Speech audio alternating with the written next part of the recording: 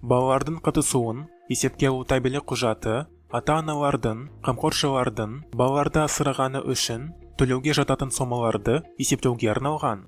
Ол әр топқа ай сайын толтырылады. Табелдегі белгілер баланың ауруына, ата-анасының демалысына және басқа да себептерге байланысты болмаған күндерінде қойылады. Табелді екі жолмен толтыра аламыз. Бірінші нұсқа балалардың болмауы құжаттары негізінде. Ол үшін қажетті құжатты ашып, құралдар тақтасындағы байланысты құжаттар батырмасы арқылы балалардың қатысуын есепке алу табелін дайындау батырмасын таңдаймыз. Осыдан кейін құжат ішінара автоматты түрде толтырылады. Тек жетіспейтін өрістерді толтыру және оны сақтау қалады.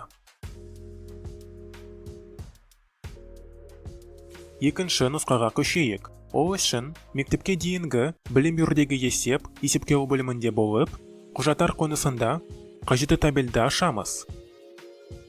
Кесте деректерін қарау қыманда бұрын жасалған жазбаларды көру үшін окей батырмасын басып, содан кейін тізім қонысына өтеміз.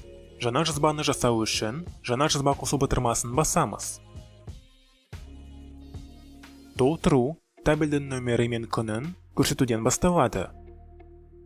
Содан кейін құжат жасалатын ай мен жылды таңдаймыз. Есепке алу күні жолағы көрсетілген айға сәйкес автоматты түрде толтырылады. Әрі қарай балалардың қатысуын есепке алу табелі құрылатын топты таңдаймыз. Топты таңдағаннан кейін күнтізбелік және жұмыс күндерінің саны өрістері, сондай-ақ жұмыс режимі автоматты түрде толтырылады. Құжаттың кестелік бөлігіне топтың барлық балаларын қосуға немесе жолдарды тізіммен қосу батырмасын пайдаланып, тек қажетті баланы тануға болады. Бұрын толтырылған барлық балалардың болмауы құжаттар автоматты түрде табелде көрсетілетінін ескеріңіз. Қажет болса, ақпаратты тікелей түзетуге болады.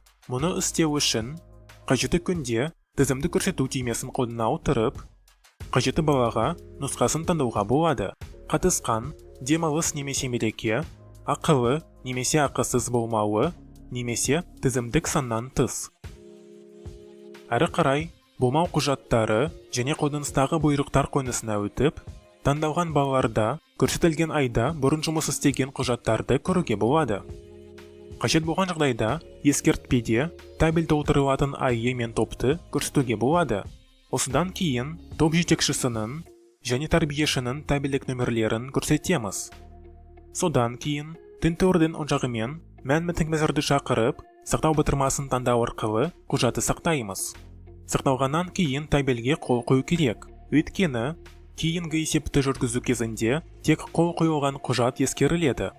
Қажет болса, құралдар тақтасындағы есеп батырмасын басу арқылы балалардың қатысуын есепке алу табелін орыс және қазақ тілдерінде түсіріп, басып шығарға болады.